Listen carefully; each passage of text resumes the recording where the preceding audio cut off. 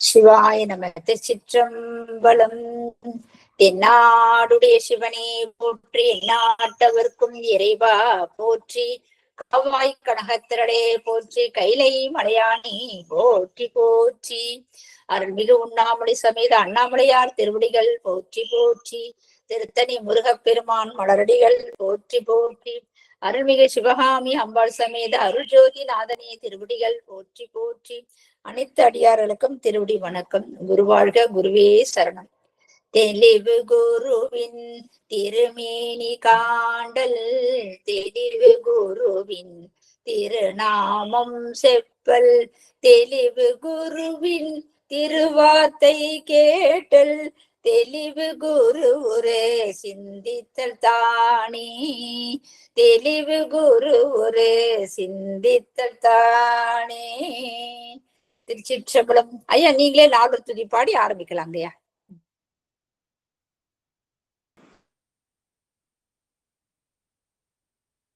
ஐயா mic on பண்ணிடுங்க. Mic on பண்ணுங்கய்யா. சிவாய நம.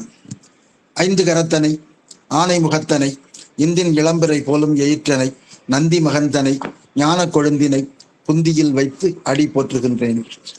சைவத்தின் மேல் சமயம் வேறு இல்லை, அதில் சார் சிவமாம் தெய்வத்தின் மேல் தெய்வம் இல்லெனும், நான்மறை செம்பொருள் வாய்மை வைத்த சீர்திரு தேவாரமும் திருவாசகமும் உய்வை தரச் செய்த நால்வர் பொற்றாள் எம் உயிர் துணையே.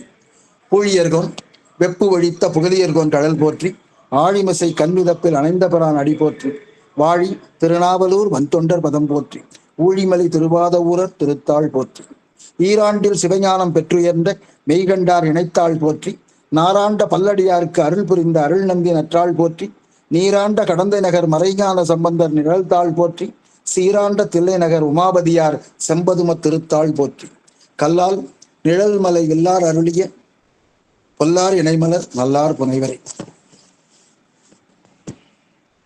சிவா. திருச்சிற்றம்பலம். எல்லாம் வல்ல எம்பெருமானினுடைய திருவடிகளை அடியேன் மனம் மொழி மெய்களினாலே வணங்கி மகிழ்கிறேன். இந்த நிகழ்ச்சியை திறம்பட ஏற்பாடு செய்திருக்கிற ஈசன் குழுமத்தாருக்கும், அதை மிகச் சிறப்பாக நடத்தி கொண்டு வருகிற பிரேமா அம்மையார் அவர்களுக்கும், திருவாசக சிந்தனை மற்றும் வேலுண்டு வினையில்லை குழுமத்தை சார்ந்த அத்தனை நண்பர்களுக்கும், அதை திறம்பட நடத்தி வருகிற ஆனந்த அன்பழகன் ஐயார் அவர்களுக்கும், இந்த சித்தாந்த நூலினை பயிற்று வர வேண்டும், பயில வேண்டும் என்கிற ஆர்வத்தோடு இங்கே என்னோடு இணையத்தில் பயணித்துக் கொண்டிருக்கிற அத்தனை அடியார் பெருமக்களையும் திருவடிகளை என் மனம் மொழி மெய்களினாலே வணங்கி மகிழ்கிறேன். வாரத்தினுடைய அத்தனை நாட்களையும் நமது சிந்தையில் சிதத்தை இருத்தி ஒவ்வொரு நிகழ்ச்சியாக இடைவிடாது நடத்தி கொண்டிருக்கிற ஈசன் குழுமத்தாருக்கு நமது பாராட்டுதல்களும் வாழ்த்துக்களும். இந்த சித்தாந்த நூல்களை நமக்கு அருளி செய்திருக்கிற மெய்கண்டார், அருள்நந்தி சிவம், மறை ஞான சம்பந்தர், அவருடைய சீடர் உமாபதி சிவாச்சாரியார் ஆகிய புறச்சந்தான் ஆச்சாரியர்களுடைய திருவடிகளை விழுந்து வணங்கி, திருவதிகை மனவாசகம் கடந்தார் அருளிய உண்மை விளக்கம், அதுதான் நமக்கு தொடக்க நூலாக இருந்தது. அவர்களுடைய திருவடிகளையும் வணங்கி மகிழ்கிறேன். இன்றைய நாள் ஒரு பொன்னாள். ஏனென்று கேட்டால், தில்லை நடராச பெருமான் திருத்தேர் ஏறி உலா வந்து கொண்டிருக்கிறார் சிதம்பரத்தினுடைய ராஜவீதிகளிலே. இந்த நேரத்திலே உலகெல்லாம் உணர்ந்து ஓதற்கு அறியவன், நில உலாவிய நீர்மலி வேணியன், அலகில் சோதியன் அம்பலத்தாடுவான், மலர் சிலம்படி வாழ்த்தி வணங்குவாம் என்று பெரிய புராணம் வாழ்த்தி இருக்கிற இந்த வாழ்த்து பாடலை சொல்லி, நாம் சிவபுரத்திலே இடம் பிடிக்க வேண்டுமானால் நடராச பெருமானினுடைய திருத்தேரினை வடம் பிடிக்க அனைத்து அன்பர்களையும் வருக வருக என்று இந்த நேரத்திலே வரவேற்று மகிழ்கிறேன்.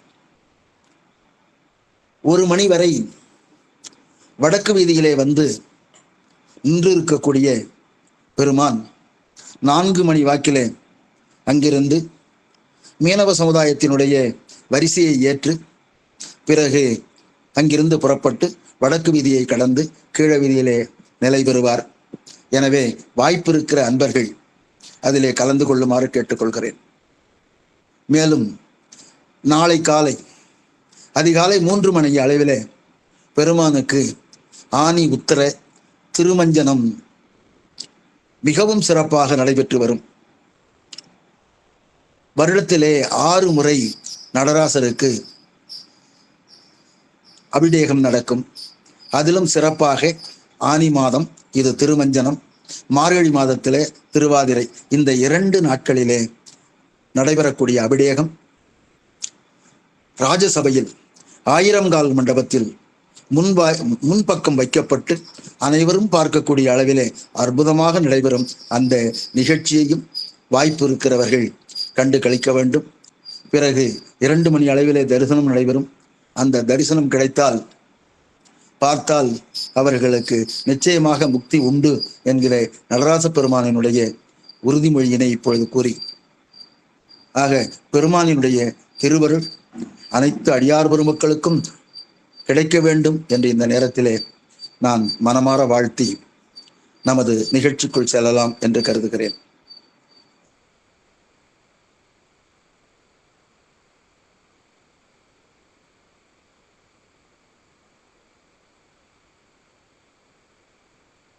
நடராச பெருமான் 4 பாக்களை தமிழுக்காக செய்தருளி இருக்கிறார்.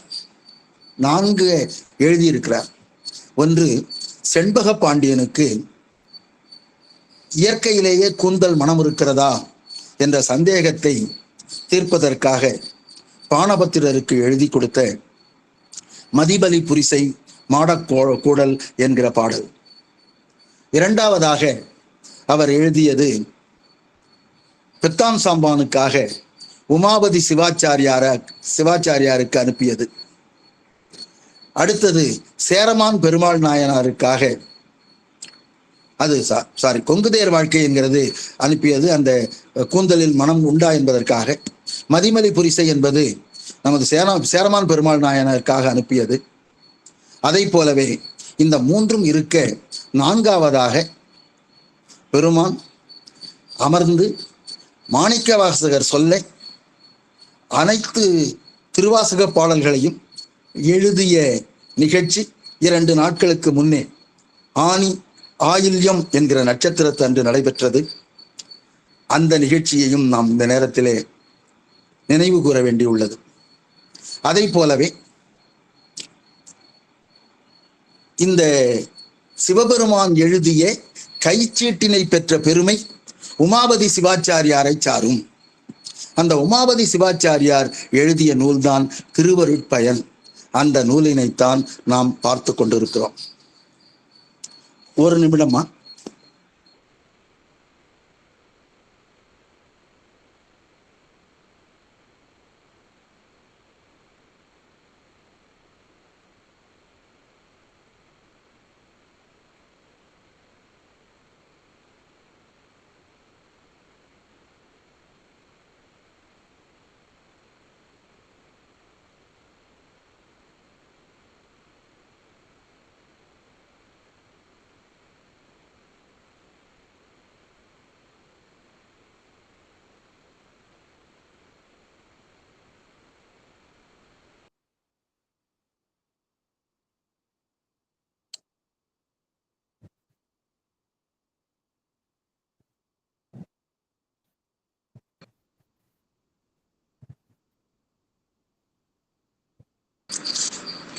சிவாயனம்.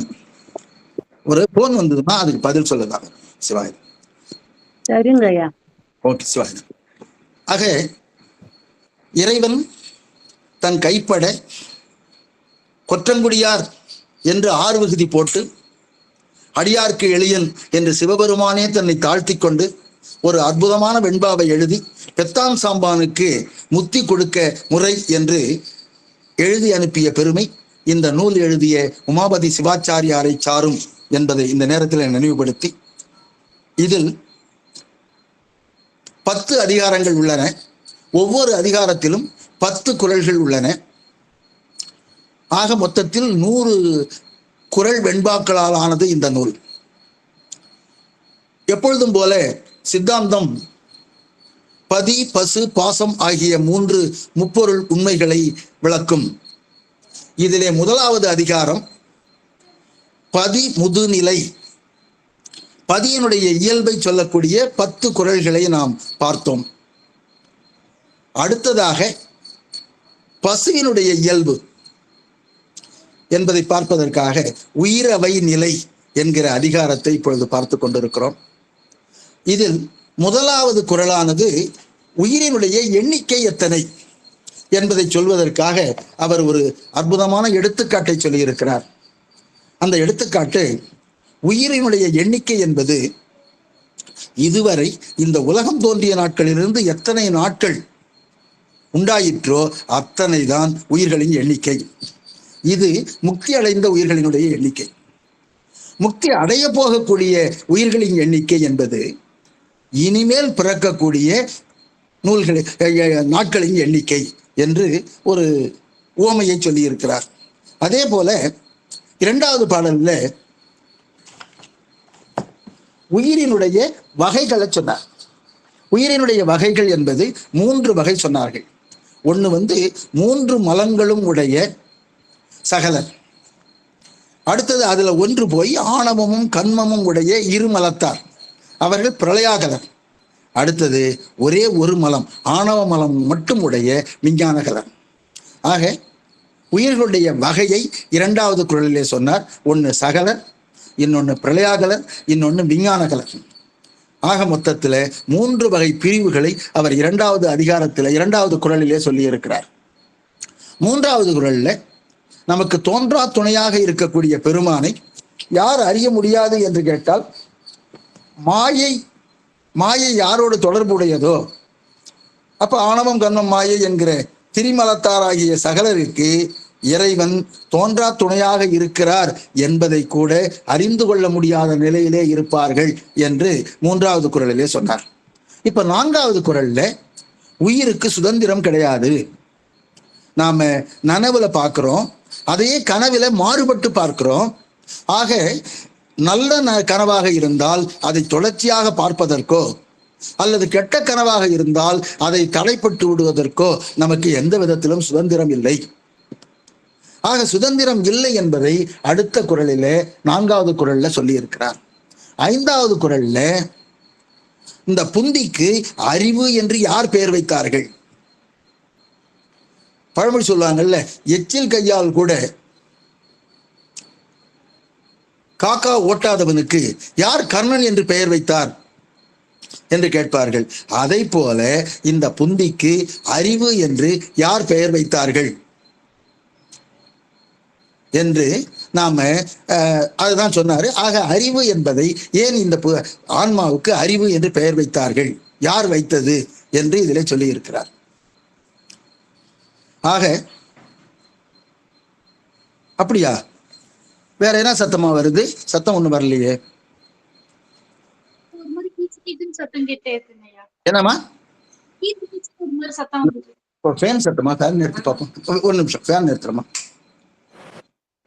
இப்பமா கேக்குதுங்க, நல்லா கேக்குதுங்க. சரிங்கம்மா, ரைட்டுமா. அப்ப நான் இடம் பெயர்ந்துக்குவேன், அங்க போயிடுவா. வாங்க. சரிம்மா, ஒரே நிமிஷம்.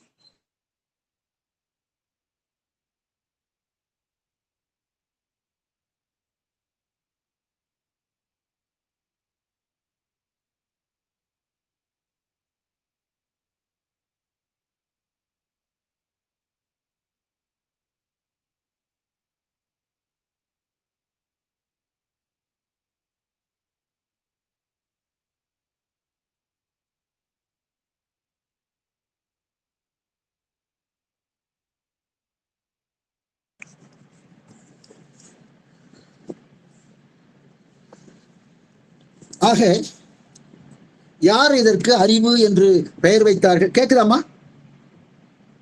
நல்லா கேக்குதுங்க. ஏன்னா இடம் பெயர்ந்து இருக்கிறேன், வேற இடத்துக்கு வந்திருக்கேன். நல்லா கேக்குது. சரி. ஆக யார் இதற்கு அறிவுன்னு பெயர் வைத்தார்கள் என்று அதை கொஞ்சம் வஞ்ச புகழ்ச்சி அணியில அவர் சொல்லி இருக்கிறார். ஆக இந்த குறள்ல இவ்வளவு, அதாவது பொறிகளால தான் இது அறிவை பெறும். அப்படி பெற்றாலும் கூட உனக்கு யார் அறிவுன்னு பேர் வச்சிருக்கிறாங்க என்று பொறியின்றி ஒன்றும் புணராத புந்திக்கு அறிவு என்ற பேர் நன்று அற அப்படின்னு சொல்லியிருக்கிறார். ஆக 16வது குறள்ல ஒளியும் இருளும் உலகும் அலர்கண் தெளிவு இல்லெனில் என் செய்ய.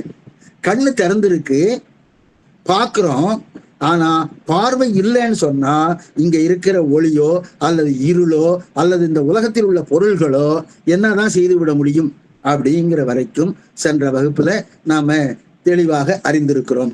இப்போ இன்றைய வகுப்புல உயிருக்கு சதசத்து என்று பெயர் எப்படி வந்தது அப்படிங்கிற குறளை பார்க்க போறோம்.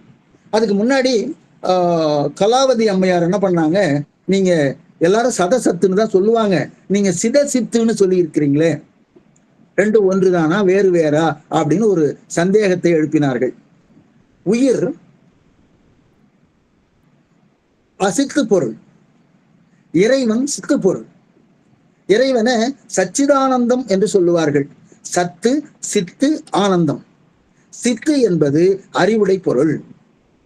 அப்ப அறிவுடை பொருள இறைவனுக்கு சொல்லும் போது உயிருக்கு என்ன சொல்றது?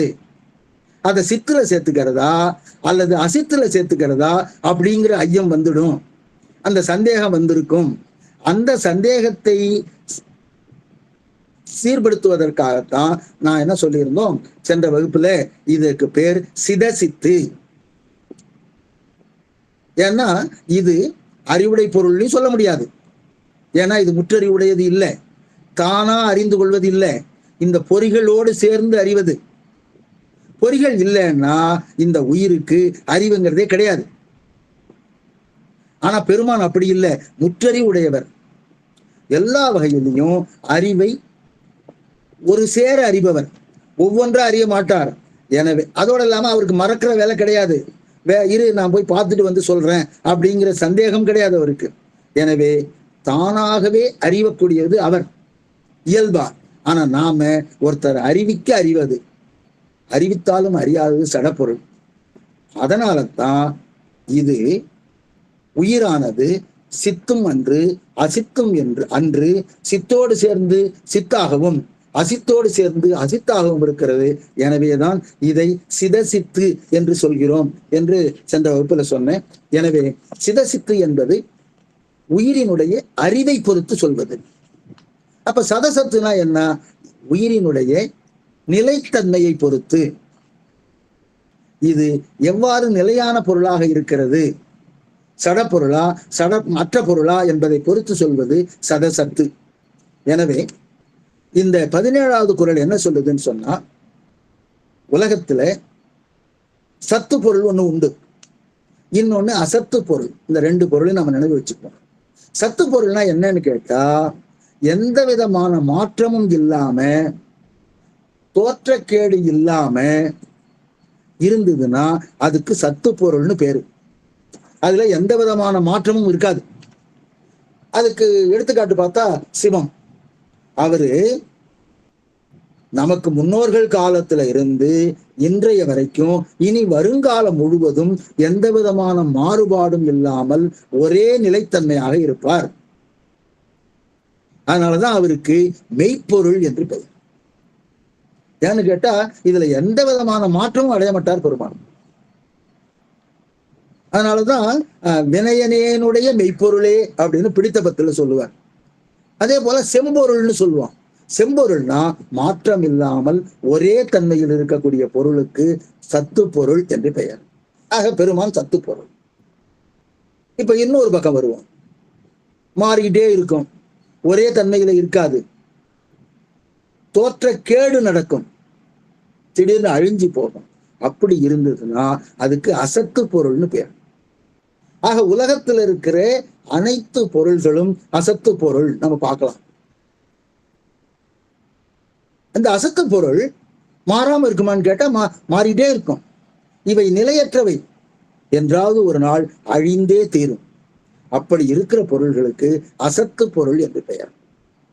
உதாரணமா இந்த நவரத்தினங்கள், பொன், வைரம், மாணிக்கம் இதெல்லாம், அதே போல உணவுப் பொருள்கள், உலகத்தில் இருக்கிற அத்தனை பொருள்களும் தோன்றி மறையக்கூடியது. எனவே இது அசத்து பொருள்.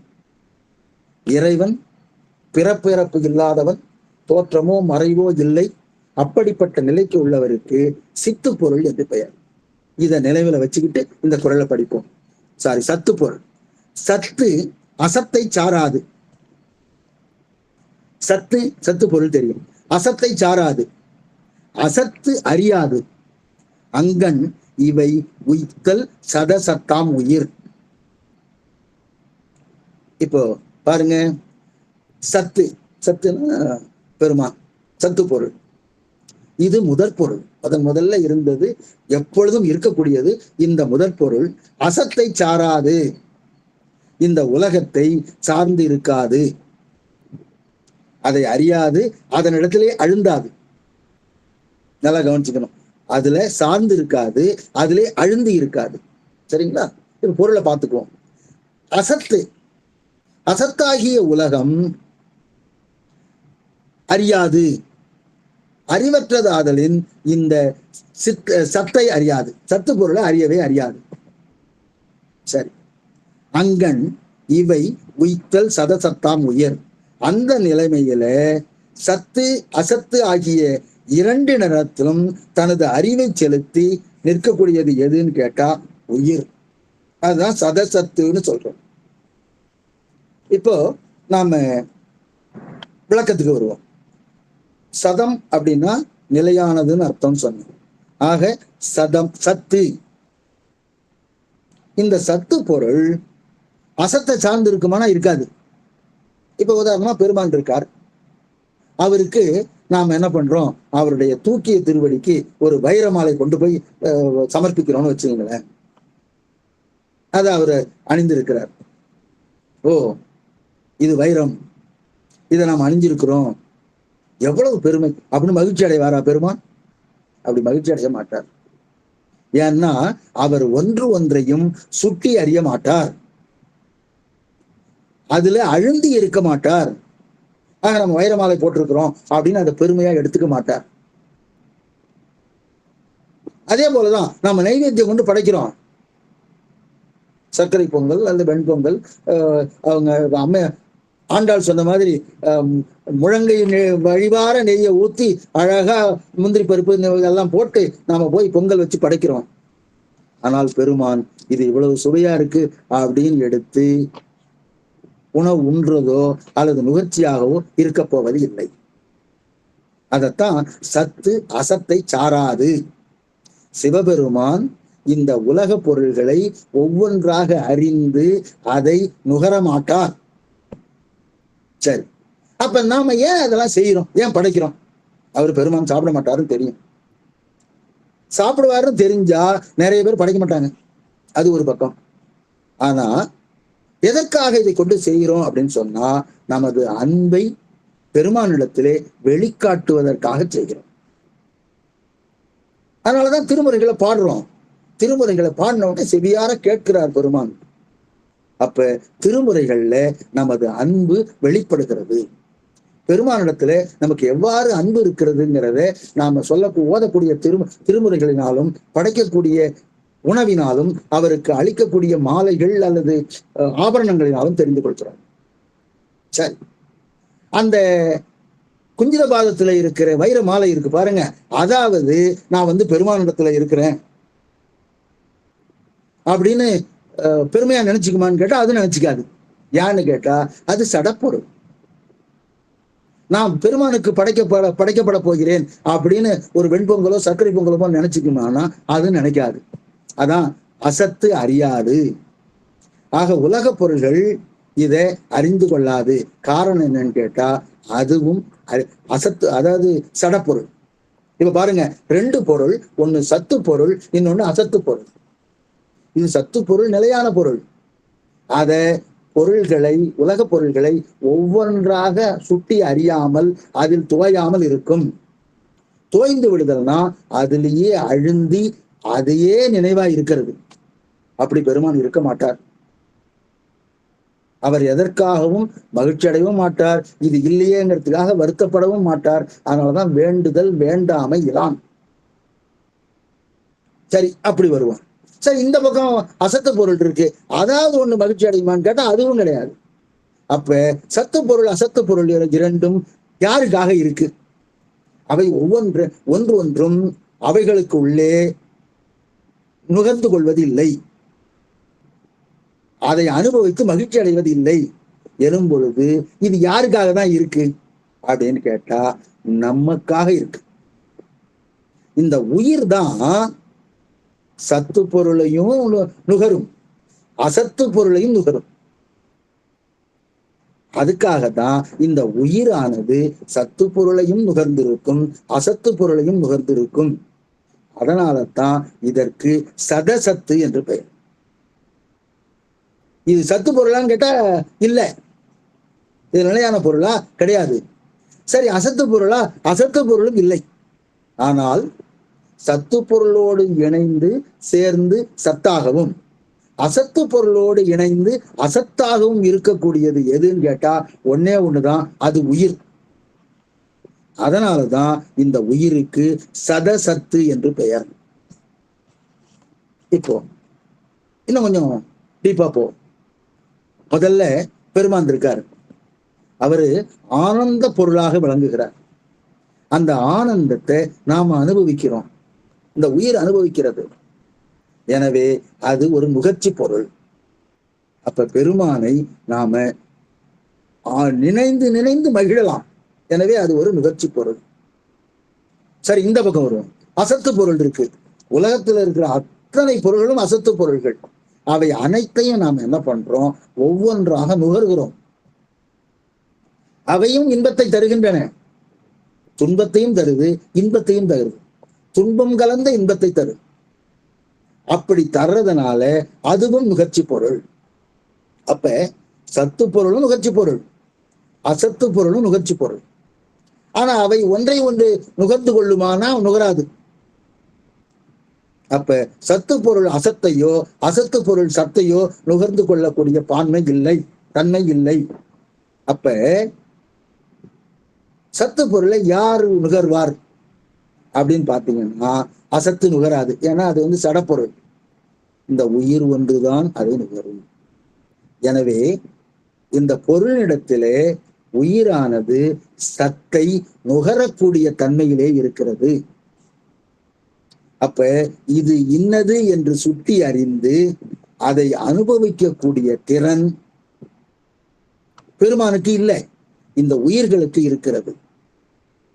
இந்த உயிர் என்ன பண்ணும்? அதை அனுபவிக்கும் போது அதிலேயே அழுந்தி விடும், ஒன்றி போயிடும். அதனாலதான் அவர் என்ன சொல்றாரு? சத்தோடு இயைந்து நுகரும் பொழுது இதுவும் சத்தாக மாறிவிடும். அடுத்தது இன்னொன்னு என்னன்னு கேட்டா, இது அசத்து அறியாதுன்னு சொல்லிட்டோம். அப்ப உயிர் இந்த பக்கம் போகுது, அசத்துல இருக்குன்னு வச்சுக்கோங்க, அதையும் அனுபவிக்கும். அனுபவித்து அது என்ன செய்யும்? அதிலேயே அழுந்தி விடும். உயிர் பொருள்கள் அத்தனையிலே அழுந்தி விடும். அப்படி அழுந்தி விடுறதுனால, அழுந்தி விடுதல்னா வேற ஒண்ணும் இல்லை, அதன் வயப்படுதல். அதுதான் சாஸ்வதம், நிலையானது என்று நினைத்துக் கொள்ளுதல்.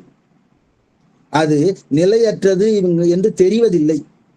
எனவே இது அசத்தோடு சேர்ந்து அசத்தாக மாறிவிடுகிறது. அதனாலதான் உயிரை சதசத்து என்கிறோம். ஆக சதசத்துனா என்ன வரையறைன்னு கேட்டா, இது சத்தும் இல்லாமல் அசத்தும் இல்லாமல் சத்தோடு கூடி சத்தாயும் அசத்தோடு கூடி அசத்தாயும் எது நிற்கிறதோ அதுவே உயிர். பாருங்க, இந்த மாதிரி ஒரு வரையறைய எந்த சமயமும் சொல்லல. அவங்க சொல்லுவாங்க, ஆனால் நம்ம சமயம் மட்டும்தான் பாருங்க இது சத்தோடு சேர்ந்து இருக்குது, அசத்தோடு சேர்ந்து இருக்குது. ஒரு எடுத்துக்காட்டு பார்ப்போம். இப்போ உயிருக்கு தோற்றமோ அழிவோ கிடையாது. உயிர் நிலையானது. பெருமான் என்னைக்கு இருக்கிறாரோ அன்னைய வரைக்கும் இந்த உயிர் இருக்கிறது. ஏன்னா முப்பொருள் உண்மை அதான சொல்லுது. இறைவன், இறை, தலை, உயிர், இந்த மூன்றும் என்னைக்கு உலகம் தோணுச்சோ அன்னையிலிருந்து இன்னை வரைக்கும் இருக்கு, கடைசி வரைக்கும் இருக்கு. ஆக உயிருக்கு தோற்றம் இல்லை, மறைவு இல்லை. இப்ப ஒருத்தர் அடிக்கிறாருன்னு வச்சுங்களேன், அந்த இது இந்த உடம்புக்கு தான், உயிருக்கு இல்லை. ஆனா உயிர் உடம்பில் ஏற்படக்கூடிய வேதனைகளை தனது என்று ஏற்றுக்கொள்கிறது, அனுபவிக்கிறது. ஆக உடம்பிற்கு மெலிவு வந்தாலும் சரி, ஜுரம் அடிக்குது, அப்பவும் என்ன பண்ணுது, உயிர் தான் என்ன பண்ணுது, நமக்கு ஜுரம் வந்துருச்சு அப்படிங்கிற அனுபவத்தை ஏற்றுக்கொள்கிறது. பசி, தாகம் இதெல்லாம் உடம்புக்கு ஏற்படுகிறது. ஆனால் உலகம் என்ன இந்த உலகம், உயிர் என்ன பண்ணுது, தனக்கு என்று ஏற்றுக்கொள்கிறது. அதத்தான் அசத்தோடு கூடி அசத்தாய் நிற்றல்னு சொல்றோம். ஆக உலக பொருள்களோடு கூடி இந்த உயிரானது அசத்தாக நிற்கிறது. சரி, இப்ப அசத்தை விட்டு சத்துக்கிட்ட பார்ப்போம். அப்ப சத்தோடு கூடிய சிவத்தோடு சேர்ந்து இருக்கிறோம். அப்படி சேர்ந்து இருக்கும் பொழுது நாம் சிவத்தின் தன்மையை பெற்று விளங்குவோம். அவரே சொல்லுவார் இல்லையா, சிவமாக்கி எனையாண்ட. ஆக என்னை சிவம் ஆக்கிட்டேன். அப்ப நான் சிவமாம் தன்மை பெறுகிறேன். அப்படி சிவமாம் தன்மை பெற்றவுடனே எனக்கு பிறப்பு இறப்பு என்கிற தன்மைகள் நீங்கி விடுகிறது. இறைவனுடைய திருவடியிலேயே இறை இன்பத்தை அனுபவித்துக் கொண்டே நிலைத்த இன்ப வாழ்க்கையை நான் பெறுகிறேன். ஆக எப்படி ஒரு கண்ணானது விளக்கொளியோடு கலந்து இருளை நீக்கிக் கொள்கிறதோ அதை போலவே நான் சத்தோடு நின்று எனக்கு இருக்கக்கூடிய இருளை, ஆணவ மலத்தை குறைத்து கொண்டு இறை இன்பத்திலேயே திளைத்து வருகிறேன். இதுதான் சத்தாய் நிற்றல். எனவே இது சத்தான்னு கேட்டா சத்து இல்லை, அசத்தான்னு கேட்டா அசத்தும் இல்லை. பாருங்களேன், சத்தோடு சேர்ந்து சத்தாய் நிற்கிறது, அசத்தோடு சேர்ந்து அசத்தாய் நிற்கிறது. எனவே இதுக்கு ஒரு பேர் வச்சாங்க, சதசத்து. போன குறள்ல இது அறிவை பொறுத்து சிதசித்துன்னு சொன்னோம். அதையேதான் இங்க சதசத்துன்னு சொல்றோம். இதுல நிலைப்பு தன்மையை பொறுத்து, நிலையான வாழ்வை பொறுத்து இது நிலை உள்ளது, இது நிலை அற்றது. நாம் எந்த ஒன்றை சுட்டி காட்டுகிறோமோ அவ்வாறு சுட்டி காட்டக்கூடிய பொருள்கள் அனைத்தும் தோற்றமும் மறைவும் உடையன. ஆக இந்த ஒன்றை நான் இப்படி சுட்டி காட்டுறேன், அதனாலதான் பெருமானை சுட்டி காட்ட முடியவில்லை. அவ்வாறு சுட்டி காட்ட முடிஞ்சதுன்னா அவரும் இந்த பிறப்பு இறப்புக்கு உட்பட்டவர் ஆகிவிடுவார். எனவே அதனாலதான் ஞானசம்பந்த பெருமான் மட்டும்தான் தன்னுடைய ஞானத்தினாலே இறைவனை பெம்மான் இவனன்றே, பீடுடைய பெம்மான் இவனன்றே அப்படின்னு சுட்டி காட்டினார். மற்றவர்கள் யாரும் சுட்டி காட்டல.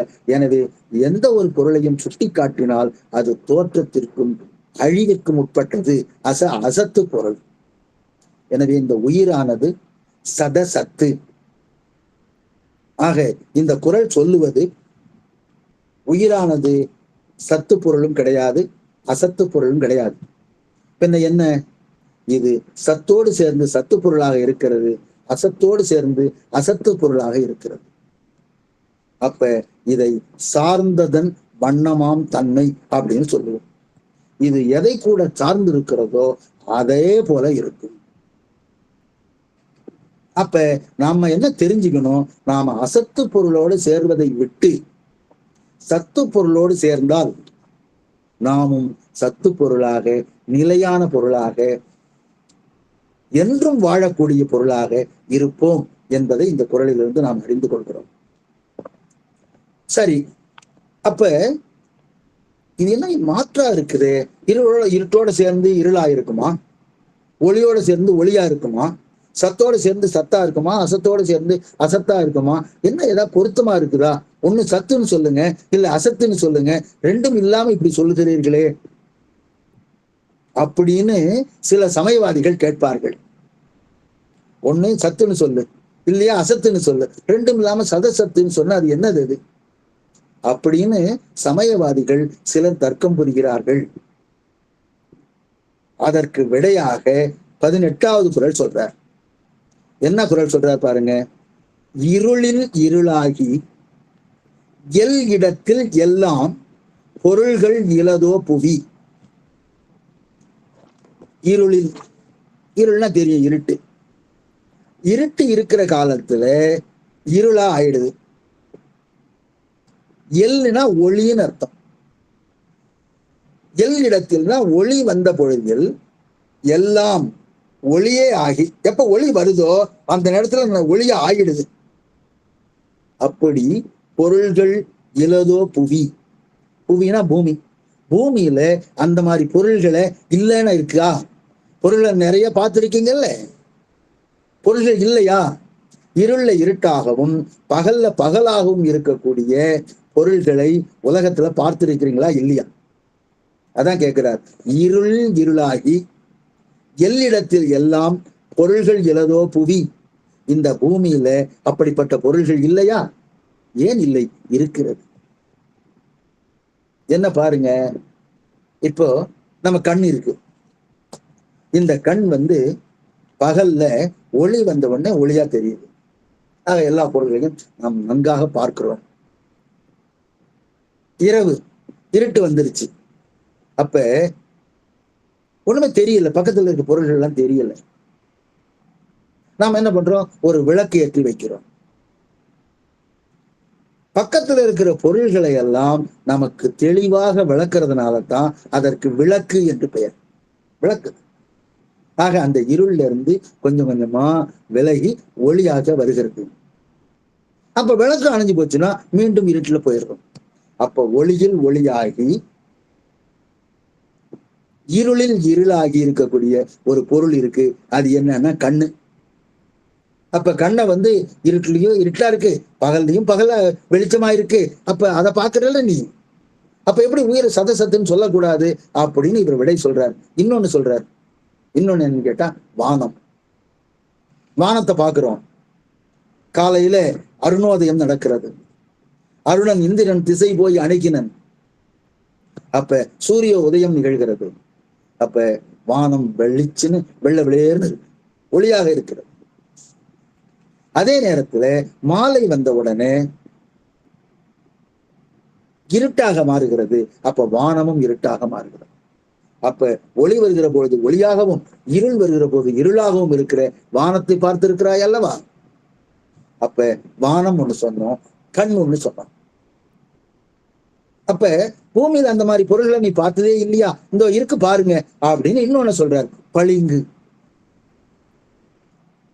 அந்த பளிங்குங்கிறது பக்கத்துல என்ன இருக்கோ அதனுடைய ஒளி வாங்கி அதே மாதிரி மாறக்கூடிய தன்மையுடையது. ஆக பளிங்குனால ஒரு பொம்மை செஞ்சிருக்கிறோம், அதுக்கு பக்கத்துல ஒரு விளக்கேற்றி வச்சிருக்கிறோம், அல்லது சூரிய ஒளி அதன் மீது படுகிறது. அப்ப அது பளிச்சுன்னு ஒளியாக இருக்கிறது. அப்ப இருள் அடைந்துகிறது. அப்ப பளிங்கு பளிச்சுன்னு தெரியல. அதனாலதான் வள்ளுவர் அருமையா அந்த எடுத்துக்காட்டை பயன்படுத்தி இருக்கிறார். ஒருத்தருடைய உள்ளத்துல என்ன இருக்கோ அத முகம் காட்டுகிறது. அவருடைய உள்ளத்துல பொறாமை இருக்கு, கோபம் இருக்கு அப்படின்னு பார்த்தா அவருடைய முகத்துல இருக்கிற துடிப்பை பார்க்கலாம். பல்ல நரன்னு கடிப்பார், கண்ணு பெருசா பார்க்கும், வீழ்ச்சி பார்க்கும். அப்படி இருக்கும்போது அவர் என்ன சொல்றாரு? அதுக்கு எடுத்துக்காட்டு சொல்றார். அடுத்தது காட்டும் பளிங்கு போல் நெஞ்சம் கடுத்தது காட்டும் முகம். உள்ளமானது எப்படி கோபப்பட்டா முகம் காட்டுகிறதோ அதே போல ஒரு பளிங்கு, அந்த பளிங்கு பக்கத்தில் இருக்க வைத்தவர்களுடைய ஒளிய, பொருளினுடைய தன்மையை காட்டுகிறது அப்படின்னு ஒரு உவமையை திருவள்ளுவர் பெருமான் சொன்னார். எனவே 3 பொருள்களை தேனா நம்ம பார்த்துக்கிட்டு இருக்கோம். வானம், கண், பளிங்கு. இந்த 3ம் ஒளி உள்ள போது ஒளியாகவும் இருள் உள்ள போது இருளாகவும் இருக்கிறது. இப்படிப்பட்ட பொருள்களை பார்த்தும் பின்னரும் கூட ஏன் நம் உயிரை சதசத்து என்பதை ஏற்க மறுக்கிறீர்கள் என்று தர்க்கவாதத்திலே உமாபதி சிவாச்சாரியார் இந்த குறளை சொல்லியிருக்கிறார். இருளில் இருளாகி எல்லிடத்தில் எல்லாம், எல்லாம்னா எல் ஆம்னு வச்சுக்கணும், எல்லாம் பொருள்கள் இலதோ புவி. இந்த பூமியில அப்படிப்பட்ட பொருள்களை நீ பார்த்தது இல்லையா? ஆக சத்து பொருள் உயர்ந்தது, அசத்து பொருள் இழிந்தது. ஆனா இந்த உயிர் இருக்கு பாருங்க, இது உயர்ந்ததுலையும் சேர்த்துக்க முடியாது, இழிந்ததுலையும் சேர்த்துக்க முடியாது. இது இடைப்பட்டதாக நிற்கிறது. இது இந்த இரண்டின் தன்மையையும் பெறுகிறது. ஆக உயர்ச்சி பொருள்லையும் வச்சுக்கலாம், இகழ்ச்சி பொருள்லையும் வச்சுக்கலாம். எனவே இந்த உயிரானது சார்ந்ததன் வண்ணமாம் தன்மையை பெற்றிருக்கிறது என்பதை இந்த குறள் சொல்லுகிறது. அப்புறம் அடுத்த குறள் 19வது குறள். ஊமன் கண் போல ஒளியும் மிக இருளேயாம் மண் கண் காணாதவை. ஊமன் கண் போல, இந்த ஊமன்கிற சொல்லுக்கு ஆந்தை, நம்ம கோட்டான்னு சொல்லுமே, அதுதான் ஊமன் அப்படின்னு சொல்றோம். இந்த ஊமன் கண் போல அப்படின்னு கேட்டா, ஊமனுக்கு கண் இருக்கும், ஆனா அதுக்கு பகல்ல கண்ணு தெரியாது. பகல்ல கண்ணு தெரியாத ஒண்ணு இருக்குன்னு சொன்னா அது கோட்டான் தான், ஆந்தை தான். ஆந்தைக்கு பகல்ல கண்ணு தெரியாது. அப்ப பெரும்பாலும் அது வெளியில வர்றதில்லை பகல்ல. அதுக்கும் திருவள்ளுவர் அந்த ஊமையை போட்டிருக்கார். என்னன்னு சொல்றாருன்னா, அரசனுக்கு காலம் முக்கியம், போரிடுவதற்கு காலம் முக்கியம், வலியை அறிந்து கொள்ள வேண்டியது முக்கியம், இடம் முக்கியம். காலம் அறிதல், இடம் அறிதல், வலி அறிதல்னு ஒரு 3 அதிகாரத்தை தொடர்ச்சியா போட்டிருக்கிறார்.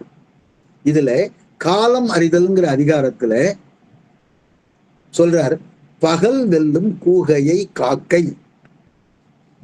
பகல்ல ஆந்தைய காக்கை ஜெயித்து விடும். ஏன்? அதுக்கு பகல்ல கண்ணு தெரியாது. சூரியன் இப்படி இவ்வளவு பளிச்சுன்னு தெரியுது, நமக்கெல்லாம் ரொம்ப நல்லா எப்ப சூரியன் வரும்னு பார்த்துட்டு இருக்கோம். ஆனா அப்படி ஒரு பறவை இருக்கு பாருங்க. ஏன்னு கேட்டா, அதனுடைய அந்த விழிக்கு மேல இருக்கிற சதை மிகவும் திரட்சியான பகுதியா இருக்கு. அந்த மாதிரி திரட்சியான பகுதியா இருக்கிறதுனால இந்த சூரிய ஒளி அதன் மீது பட்டு பிரயோஜனம் இல்லை, அது கண்ணு தெரியல. அதனாலதான் ஊமன் கண் போல. இந்த மாதிரி ஓமை பாத்தீங்கன்னா ரொம்ப வியக்கத்தக்க ஓமை. பகல் நேரத்திலையும் கண்ணு தெரியாத ஒரு பறவை பாருங்க. ஒளியும் மிக இருளேயாம். இப்படி பளிச்சுன்னு தெரியக்கூடிய ஒளி இருக்கு பாருங்க, இது அதிகமான இருட்டுதான். மண் கண் காணாதவை. மண் அப்படின்னா இது 2 சுழின்னு போட்டிருக்காங்க, நல்லா பார்க்கணும்.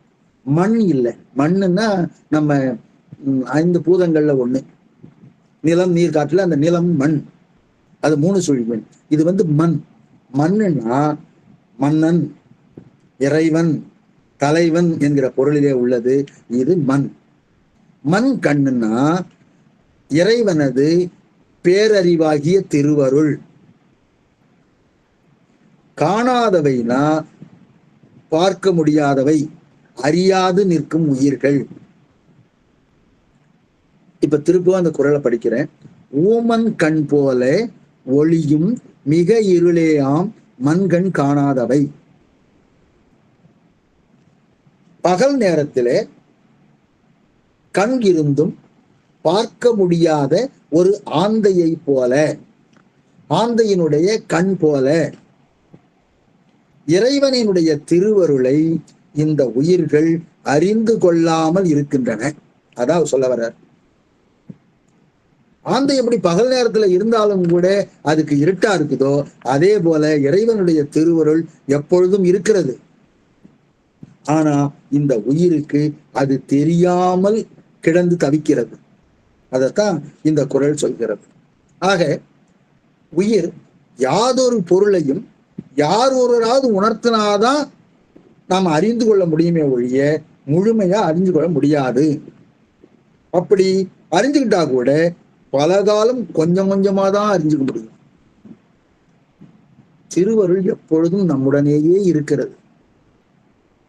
நம்ம உயிர் பருப்பொருள் கொஞ்சம் பெருசா இருக்கு, ஆனா திருவருள் நுண்ணியதாக இருக்கிறது.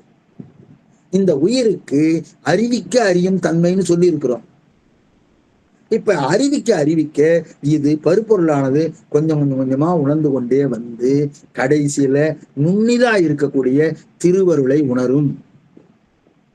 இந்த மாதிரி அறிவு குறைபாடு நமக்கு இருக்கிறதுனால தான் அந்த திருவருளை நாம் உணராமல் இருக்கிறோம். அது மட்டும் இல்ல, நமக்கு ஆணவ மல மறைப்புன்னு ஒண்ணு இருக்கு. அந்த ஆணவ மலம் இருக்கிறதுனால தான் நம்மோடு இறைவன் எப்பொழுதும் இருக்கிறார் என்பதை உணர்ந்து கொள்ள முடியவில்லை. இந்த அறிவு குறைபாடு நம்ம அறிந்து கொள்ளாமல் இருக்கிறதுக்கு தடையா இருக்கிறது ஆணவ மலம்.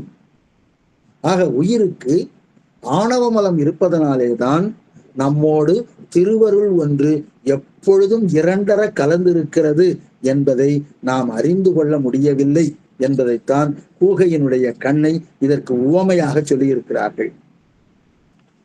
மண் கண் அப்படின்னா, கண்ணுங்கிற பெயர் வரும்போது நம்ம கண்ணை நினைச்சுக்க கூடாது. கண்ணுன்னா இங்க அறிவு என்பது பொருள். மண்ணுன்னா மண்ணன்னு சொன்னேன். முன்னாடி ஒரு குறள்ல வானாடர் காணாத மண் பார்த்திருக்கிறோம். ஆக இறைவனினுடைய அறிவானது அது இறைவனுடைய அறிவை நாம் அறிந்து கொள்ளாமல் இருக்கிறோம். ஆக இறைவனுடைய திருவருள் நமக்கு இருக்கிறது. அதை நாம் காணாதவற்றுக்கு மிக இருள்தான் அப்படிங்கிறத இவர் சொல்லி இருக்கிறார். இப்போ இது அருளை பத்தி சொல்லி இருக்கிறது. நமக்கு ஒரு ஐயம் வரும். ஏன் சார், நாம இப்ப பசுவினுடைய தன்மையை பார்த்துட்டு வரோம், இவரு அருளை பத்தி இங்க ஏன் சொல்ல வந்தார்? பின்னாடி நம்ம அருளை பத்தி ஒரு அதிகாரம் படிக்க போறோம். பதி பசு பாசம் சொன்ன உடனே அடுத்தது அருள்னு ஒண்ணு படிக்க போறோம். அந்த அதிகாரத்துல வைக்க வேண்டிய குறளை இவர் தெரியாம இதுல வச்சுட்டாரா, இல்ல இது சரியான இடத்துல தான் வச்சிருக்கிறாரா அப்படிங்கிற ஐயம் நமக்கு வரும். நமக்கு ஐயம் வருதோ இல்லையோ, உரையாசிரியர்கள் அந்த ஐயத்தை எழுப்பி அதற்கு விடையை தருகிறார்கள். என்ன ஐயம்? இது திருவருள் நம்மோடு இருக்கிறது, அதை இருந்தும் நாம் அறிந்து கொள்ளாமல் இருக்கிறோம். இது ஆந்தையின் கண்ணை போல அப்படின்னு சொல்லி இருக்கிறார். அப்ப திருவருள் பத்தி சொல்ல வேண்டிய இவர் இந்த அதிகாரத்துல ஏன் வச்சார் அப்படிங்கிற ஒரு வினாவுக்கு விடை சொல்றாரு. 2 விஷயம் இந்த உயிருக்கு. திருவருள் 2 இடத்துல இருக்கு. ஒண்ணு, ஆணவ மலத்திற்கு உட்பட்டு நாம் அறிவே இல்லாம சுத்தமா அறிவு இல்லாத ஒரு ஜடத்தை போல கிடந்தோம். தாய்மானவர் சொல்லுவார், காரிட்ட ஆணவ கருவறையில் யான் ஒரு கண்ணிலா குழவியை போல் ஒரு பிண்டமா கிடந்தோம், அறிவே கிடையாது. அந்த மாதிரி நிலையில திருவருள் நமக்கு இருக்கு. இருந்து என்ன செய்யுது? இப்படி கிடக்குதே, இது எப்ப முக்தி அடைகிறதுன்னு சொல்லிட்டு கை கால்கள் போன்ற உறுப்புகளையும் உடம்பையும் நமக்கு தருகிறது, நுண்ணுடலை தருகிறது. முன்னாடி இருக்கிற நிலைக்கு கேவல நிலைன்னு பேரு. அறிவே இல்லாத இருக்கிற நிலை கேவல நிலை. கொஞ்சம் கொஞ்சமா அறிவு வர ஆரம்பிக்குது. ஏன்னா கரணங்கள் வந்துருச்சு. கரணங்கள் வந்த உடனே அறிவு வர ஆரம்பிச்சிச்சு. அப்ப இந்த ஆணவ மலம் என்ன பண்ணுது? இது வரைக்கும் அறிவே இல்லாம கிடந்தது, அப்ப பேசாம இருந்தது. இப்ப என்ன செய்யுது? இந்த அறிவை குழப்பி மயக்கம் அடை செய்கிறது. ஒன்றை தவறாக உணர்ந்து கொள்ளுமாறு மயக்க நிலைக்கு நமக்கு கொண்டு போகுது. ஆக திருவருள் கேவல நிலையிலும் இருக்கு, சகல நிலையிலும் இருக்கு. கேவல நிலையில அறிவை சுத்தமா 0 ஆக்கிருச்சு. இப்ப என்ன பண்ணுது? அறிவை குழப்பமடைய செய்து நிலை இல்லாதவற்றையும் நிலையான பொருளாக நினைக்க வைக்கிறது. அப்படி நிலையற்ற பொருளை நிலையான பொருளாக நிலைத்து வைக்கிறத சகல நிலையில திருவருளானது அதை நிவர்த்தி செய்கிறது. இதுல சொல்லி இருக்கிற பகுதி என்னன்னு கேட்டா, கேவல நிலையில இருக்கிறது தான் சொல்லியிருக்காரு ஒழிய சகல நிலையில சொல்லி இருக்கவில்லை. ஆக அருளது நிலைங்கிற அடுத்த அதிகாரத்துல பின்னாடி 2 அதிகாரம் கழிச்சு அதுல சகல நிலையில உயிர்களுக்கு சொல்லக்கூடிய திருவருளை உணரவில்லை என்று சொல்லப்பட்டது. ஆனா இங்க கேவல நிலையில திருவருள் நிலையை நாம் உணராமல் இருக்கிறோம் என்பதை இதிலே சொல்லப்பட்டிருக்கிறது. இப்ப திருவருள் சகல நிலையிலும் இருக்குது, கேவல நிலையிலும் இருக்கு, முக்தி நிலையிலும் நம்மோட இருக்கு. அப்ப சகல நிலையில் இருக்கும் பொழுது நமக்கு மயக்கத்தை தருகிறது, கேவல நிலையில் இருக்கும் போது அறிவை சூனியமாக்கி விடுகிறது.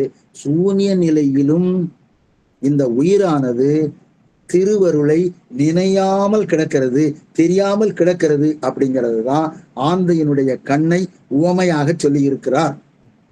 ஆக இந்த அதிகாரத்துல இந்த இடத்துல வைத்தது பொருத்தமுடையதுதான் என்று நமது உரையாசிரியர் சொல்லி இருக்கிறார். ஆக இந்த குறளை பொறுத்தளவில் ஆந்தையினுடைய கண் பகலிலே இருந்தாலும் கூட எப்படி தெரியாமல் இருக்கிறதோ அதை போலவே இந்த ஆன்மாவானது திருவருள் எப்பொழுதும் உடனாக இருந்தாலும் கூட இது அறியாமலேயே கிடந்து தவிக்கிறது என்பதை இந்த குறள் சொல்லுகிறது. அடுத்து 20வது குறள் போர். அன்று அளவும் ஆற்றும் உயிர் அந்தோ அருள் தெரிவது என்று அளவொன்றில்லா இடர். அன்று அளவும், அன்றுனா என்னைக்கு? ஆரம்பத்துல நம்ம கேவல நிலையில கிடந்தோம் இல்லைங்களா, அந்த நிலையில ஆணவ மலமாகிய இருளில் அழுந்திய அன்று தொட்டே, அதான் அன்று. அன்று அளவும்னா பொருந்தி இருக்கிறதுன்னு அர்த்தம். ஆக என்னைக்கு நாம இங்க வந்தோமோ அன்னைக்கு சுத்தமா நம்மோட பொருந்தி இருக்கக்கூடிய மலம் இந்த மலம் ஆணவ மலம், சகச மலம் அப்படின்னு சொல்லுவாங்க. அதோட அளவு ஒன்றி இல்லா இடர், அளவற்ற பெருந்துன்பத்தை தாங்கி இருக்கக்கூடிய உயிர்கள். நாம என்னைக்கு பிறந்தமோ, என்னைக்கு உயிர்கள் இங்க வந்து உடம்பு எடுக்க ஆரம்பிச்சதோ அன்னையிலிருந்து இது என்ன ஆயிட்டு இருக்கு? அளவு ஒன்று இல்லாத இடர். இடர்னா துன்பம், கணக்கே கிடையாது, அவ்வளவு துன்பத்தை இது அனுபவித்துக் கொண்டு வருகிறது. அவர் என்ன பார்க்கிறார்? இத அருள் தெரிவது என்று. இதோட அருள் இருக்குங்கிறத இது என்னைக்கு தெரிஞ்சுக்க போகுது? அந்தோ, ஐயோ பரிதாபம். இந்த உயிரை பார்த்து பார்த்து நம்ம சிவாச்சாரியார், உமாபதி சிவாச்சாரியார், இப்படி உயிர் கூடவே திருவருள் இருக்கு, ஆனா திருவருள் இருந்தும் கூட அதை உணராமல் அளவு சொல்ல முடியாத அளவிற்கு துன்பத்தை இது பட்டுக்கொண்டே இருக்கிறது. இவருக்கு என்னைக்குதான் அருள் தெரிவது? என்னைக்கு இதுக்கு தெரிய போகுது? இதெல்லாம் தேருமா தேராதா அப்படிங்கிற நிலையில என்றுங்கிறார். அப்ப பாருங்க, அவருக்கு நம்ம மேல எவ்வளவு இரக்கம் ஏற்பட்டிருக்கு பாருங்க. அன்று அளவும் ஆற்றும், ஆற்றும்னா தாங்கி கொண்டிருக்கிறது. இந்த துன்பத்தெல்லாம், எந்த துன்பத்தை? அளவொன்றில்லா இடர், அளவு கடந்த துன்பத்தை இது தாங்கி கொண்டிருக்கிற இந்த உயிர்கள் இருக்கு பாருங்க, இது என்னைக்கு இந்த திருவருளை உணர்ந்து கொள்ள போகிறது? இப்போ இடர், அளவொன்றில்லா இடர்னு சொல்றாரு. அது என்ன அளவொன்றில்லா இடர்? இடர்னா துன்பம். துன்பம்னா நம்ம வாழ்நாள்ல இருக்கிற துன்பம் ஒரு பக்கம், இது அளவோட உள்ள தொடர். இதுக்கு ஒரு நிச்சயமா ஒரு தீர்வு இருக்கும். நமக்கு இடர்னு சொன்னா இருக்கிறதுலயே பெரிய இடர் என்னன்னு கேட்டா பிறவி துன்பம் தான். நாம பிறந்து இறக்குறோம் பிறக்கிறோம், இப்படியே இருக்கு பாருங்க, அதுதான் இடர். அதாவது காரைக்கால் அம்மையார் சொன்னாங்க, இடர்களை யாரேனும் எமக்கு இறங்காரேனும் படரு நெறி பணியாரேனும் சுடர் உருவில் என்பரா கோலத்து எரியாடும் எம்மனாருக்கு அன்பராது என் நெஞ்சு அவருக்கு. அவரு என்னுடைய இடரை களையல, அப்படி களையலனாலும் பரவாயில்ல, இடர் களையாரேனும், எனக்கு பிறவி துன்பம் இருக்குல்ல, அதை நீக்கினாரா? நீக்கல. எமக்கு இறங்காரேனும், சரி நம்ம மேல இறக்கப்பட்டு என்னப்பா இப்படி இருக்கே அப்படின்னு கவலைப்பட்டாரா? அதுவும் கவலைப்படல. ஆக இடர்களையாரேனும் எமக்கு இறங்காரேனும் படரு நெறி பணியாரேனும். சரி, அவர்கிட்ட எப்படி படர்வது, அவர் எவ்வாறு தொடர்ந்து செல்வது அப்படிங்கிறதாக சொல்லி கொடுத்துருக்காருன்னா அதுவும் இல்லை. ஆனாலும் கூட அந்த எரியாடும் எம்மனாருக்கு என் நெஞ்சு அன்பு அறாது, என்னுடைய நெஞ்சத்திலே இருக்கிற அன்பானது அவருடைய இடத்திலிருந்து மாறாது அப்படின்னு காரைக்கால் அம்மையார் சொன்னதை நினைந்தா, அப்ப இடர் என்பது இங்கே பிறவி துன்பத்தை சொல்கிறது. அளவொன்றில்லா இடர்னா இதற்கு அளவே கிடையாது. இந்த துன்பத்திற்கு எல்லாம் காரணம் வழக்கம் போல ஆணவம் தான். இது உயிருக்கு விபரீத ஆசையை அறிவை உண்டாக்குகிறது. அந்த விபரீதத்தால தான் நமக்கு ஆசை அதிகமாகிறது. ஆசை அதிகமானதுனால என்னுடையது என்கிற எண்ணம் நமக்கு வந்துவிட்டது. அப்ப யான் எனது என்ற செருக்கு நம்மகிட்ட வந்துருச்சு. அப்ப யான் எனது என்ற செருக்கு வந்த உடனே நமக்கு துன்பம் வர ஆரம்பிச்சிடும். ஒரு பொருள் என்னுடையது என்று நினைத்தாலும் அது என்னை விட்டு செல்லும் பொழுது எனக்கு துன்பம் ஏற்படும். அதுதான் இயல்பு. அப்ப அது நம்மளது இல்லைன்னு நினைச்சோம்னு வச்சுங்களேன், அதனால் ஏற்படக்கூடிய துன்பம் நமக்கு இல்லை.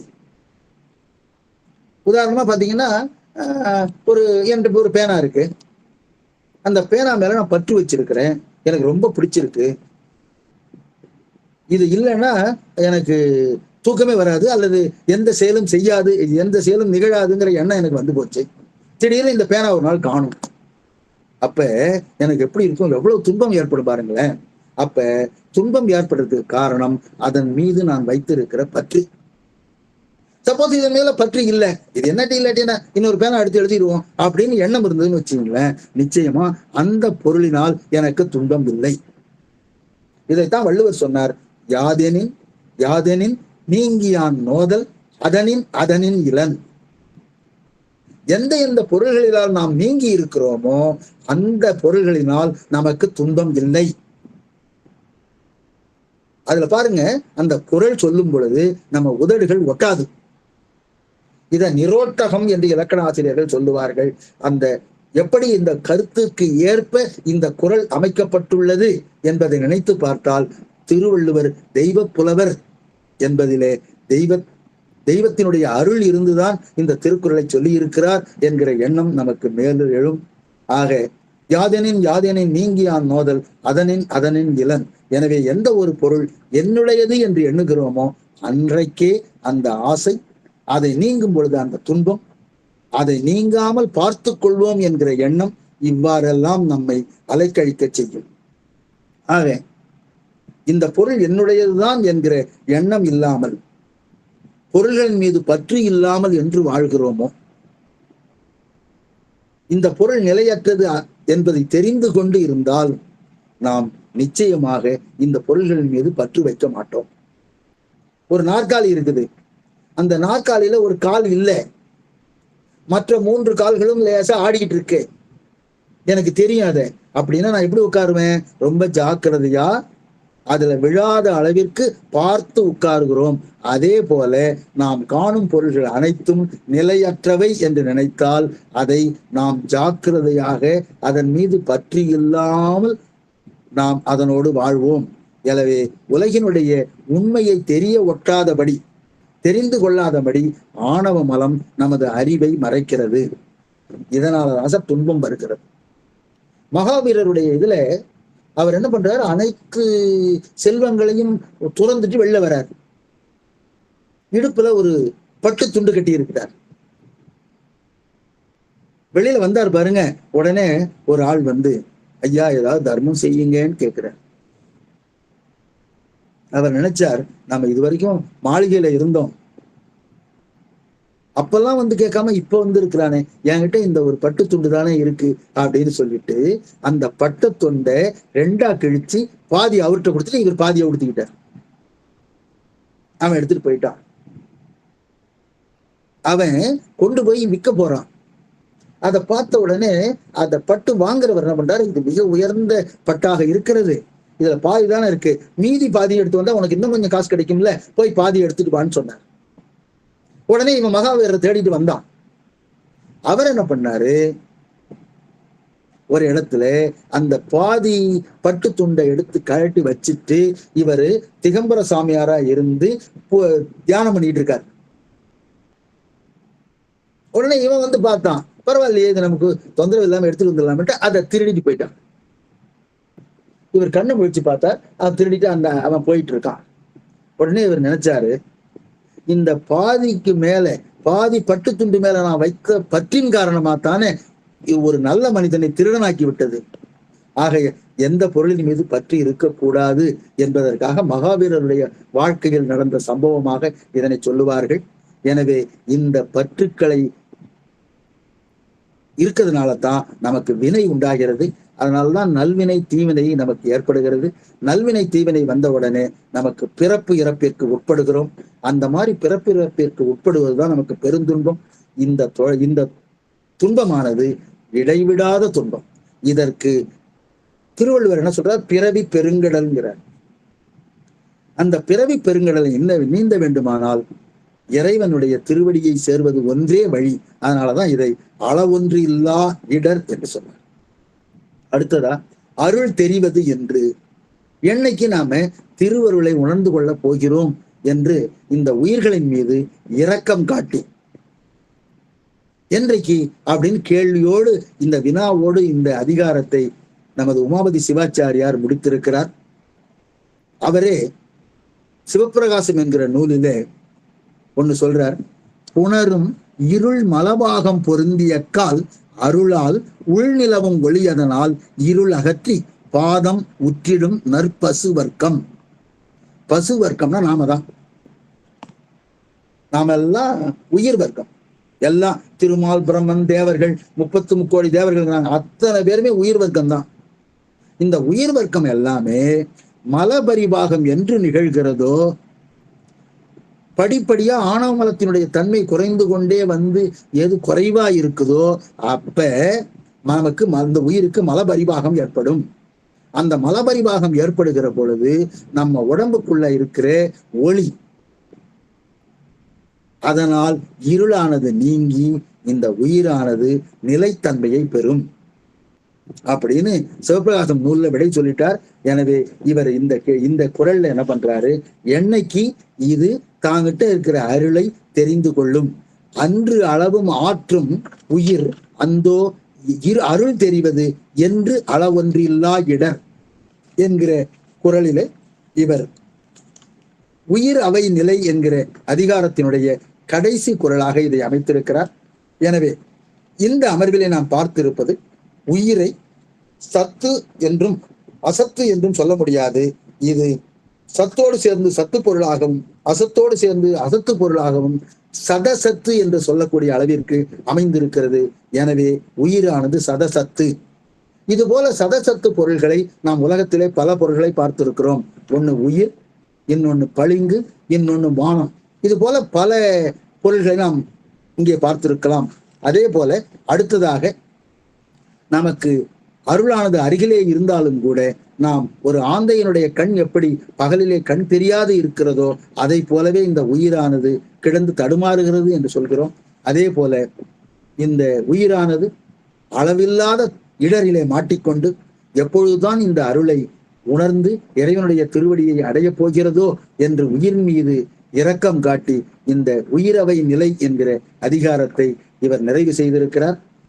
இதன் மூலம் உயிரினுடைய தன்மையை நாம் மிக தெளிவா எப்படி போன இதுல பதிமுது நிலையில பதியனுடைய தன்மையை அறிந்து கொண்டோமோ அதே போல இந்த நிலையிலே உயிரினுடைய தன்மையை நாம் இந்த அதிகாரத்தின் மூலம் அறிந்து கொண்டிருக்கிறோம் என்பதை கூறி அடுத்த அமர்விலே 3ஆம் அதிகாரமான இருள் மல நிலை, அதாவது ஆணவ மலத்தினுடைய தன்மையை எவ்வாறு அறியலாம் என்பதை அடுத்த அமர்விலே நாம் தெரிந்து கொள்ள இருக்கிறோம் என்பதை கூறி இதிலே கலந்து கொண்டிருக்கிற அத்தனை அடியார் பெருமக்களுடைய திருவடிகளையும் இதனை ஏற்பாடு செய்திருக்கிற பிரேமா சம்பந்தம் அவர்களுடைய திருவடிகளையும் வணங்கி மகிழ்ந்து விடைபெறுகிறேன். நன்றி, வணக்கம். ஆறிரு தடந்தோள் வாழ்க, அருமுகம் வாழ்க, வெப்பை கூறுசை தடிவேல் வாழ்க, குக்குடம் வாழ்க, செவ்வேள் ஏறிய மெங்கை வாழ்க, யானைதன் அணங்கு வாழ்க, மாறிலா வள்ளி வாழ்க, வாழ்க சீர அடியாரெல்லாம். சிவாய நம சிவாய நம சிவாய.